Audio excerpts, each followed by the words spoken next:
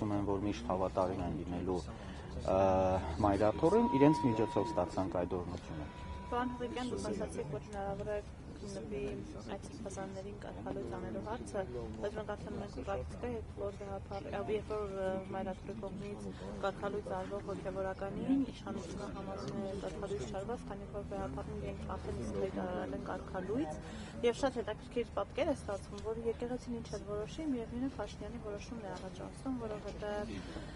Ստեփան Ասատրյանը կարգալույց եղած էլի կարողանում է պատարակներ մատուցել, էլի կարողանում է եկեղեցի մտնել, ավելին եկեղեցի մյուս հոգևորականներին, որոնք կարգալույց չեն, ցույց չի տալիս մտնել, այսինքն արդեն գործընթացն այնպես է, որ միևնույն է Փաշինյանի վերահսկողության ներքո է։ Իհարկե կան, այսպես ասենք, հոգևորականներ, քահանաներ եւ այլն, որոնք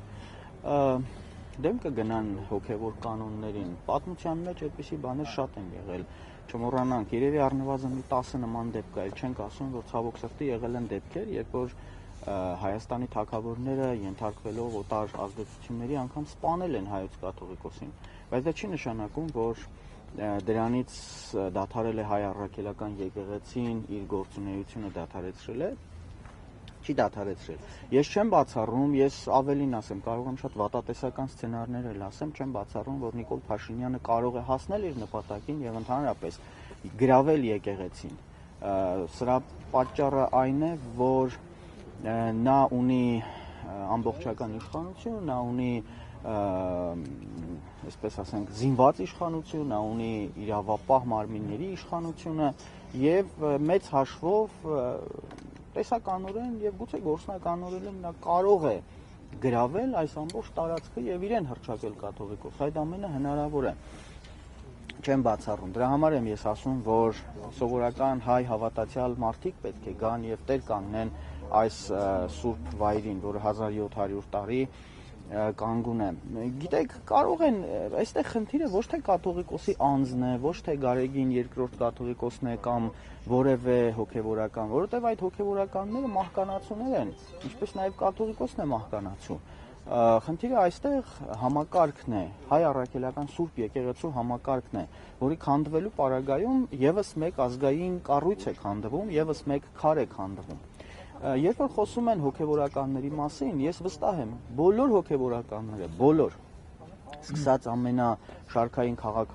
քահանայից մինչև ամենավերին բարձրաստիճան հոգևորականները ունեն խոցելի տեղեր։ Մենք բոլորս մարդիկ ենք եւ բոլորս էլ մեղավոր ենք, անմեղը եւ կատարյալը միայն Աստված, Աստծո որդին, բայց Բագրատ Սրբազանը մի շատ կարևոր խոսք ուներ, միշտ երբ որ մենք հանդիպում էինք Տավուշի թեմում, ասում էր եկեղեցու քարը սուրբ է այնքան ժամանակ, քանի դեռ նա եկեղեցու վրա է։ Երբ դու եկեղեցու վրայից հանում ես այդ քարը, գցում ես գետնին, նա դառնում է սովորական քարի կտոր ու իրենից ոչ մի արժեք չի ներկայացնում։ Հիմա այստեղ խնդիրը այն է, որ մենք եկեղեցու քարերը պահպանենք եկեղեցու վրա, ոչ թե քանդենք։ Նիկոլ Փաշինյանը փորձում է եկեղեցու քարերը հատ քանդել, ուղղակի հանել, հեռացնել, այդպիսով քարերը առանձին դառնում են ոչ մի բան, իսկ եկեղեցին փուլ է գալիս։ Սա իհարկե դրսից հրահրված նախաձեռնություն է, իդեպ ես չեմ բացառում, որ նաև կարող է կաթոլիկ եկեղեցու նախաձեռնություն լինել կամ համաձայնությունը, սա իմ անձնական կարծիքն է։ Ինչու եմ ասում, որովհետև տեսեք, Հռոմի Պապը կարող էր որևէ հայտարարություն անել եւ կոչ անել դադարեցնել այս պիղծ քայլերը, չի արել կամ կաթոլիկ եկեղեցու այլ։ Մենք գիտենք, որ 1700 տարի կաթոլիկ եկեղեցին պայքարում է ուղղափառ եկեղեցու դեմ։ Մենք գիտենք, որ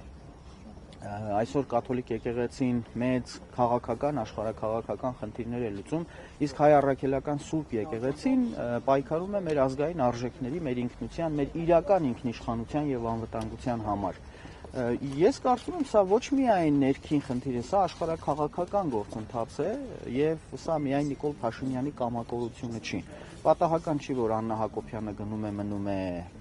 Վատիկանում, օրեր շարունակ հանդիպում է կաթոլիկ եկեղեցու որոշ հայրերի հետ, պատահական չէ, որ Նիկոլ Փաշինյանը եւ հանկարծ Մեհրիբան Ալիևան միևնույն ժամանակ են լինում Վատիկանում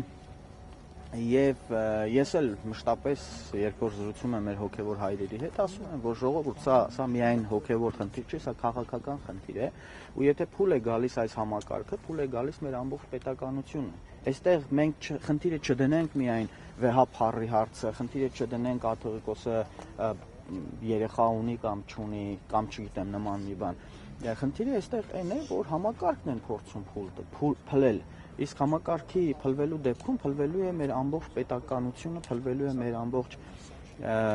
ինքնիշխան, այն դեռևս պահպանվող ինքնիշխանությունը, դեռևս պահպանվող ազգային ինքնուրույնությունը։ Եվ այստեղ շատ կարևոր է նաև, որ քաղաքական ուժերը իրենց դիրքորոշումը հայտնեն։ Մենք ունենք խոշոր, լուրջ, մեծ քաղաքական ուժեր, մանր-մունիրներին չեմ ասում։ Մենք ունենք մեր ձևով շարժում, մենք ունենք Հայաստան դաշինք, մենք ունենք Պատիվ ունեմ դաշինք, խորհրդարանական ուժերին նկատի ունեմ, մենք ունենք էլի որոշ քաղաքական ուժեր, որոնք մեծանում են։ Շատ կարևոր է, որ իրենք իրենց հստակ դիրքորոշումը հայտնեն։ Մենք քաղաքացիներս կարող ենք գործընթաց հավաքվել, ինչ-որ բան անել, բայց մեծ հաշվով ես չեմ ուզում այսպես գերագնահատել մեր հնարավորությունները։ Մենք կարող ենք X թվով մարդկանց հավաքել, մոբիլիզացնել եւ հասնել X հաջողության, բայց քանի որ մենք չունենք ոչ ֆինանսական, ոչ քաղաքական, ոչ էլ այլ ռեսուրսներ, մենք ունենք սահմանափակ ռեսուրսներ։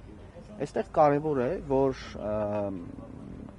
եկեղեցու դեմ այս ամբողջ արշավը ընկալվի որպես քաղաքական արշավ,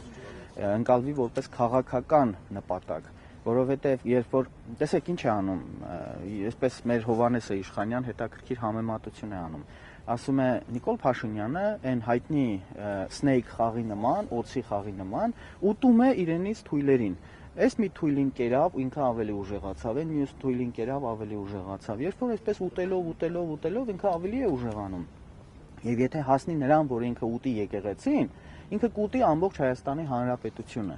Եվ մենք պիտի այդ որևէ փուլում թույլ չտանք, օձի պոչը բերենք, մտցնենք իր բերանը եւ ինքը դրանով ինքնաոչնչանա։ Սա է խնդիրը, որը կարծում եմ, որ գոնե հիմա պիտի որ հասկանան էլի մեր քաղաքական եւ հասարակական ուժերը։ Շատ լավ, շնորհակալ եմ։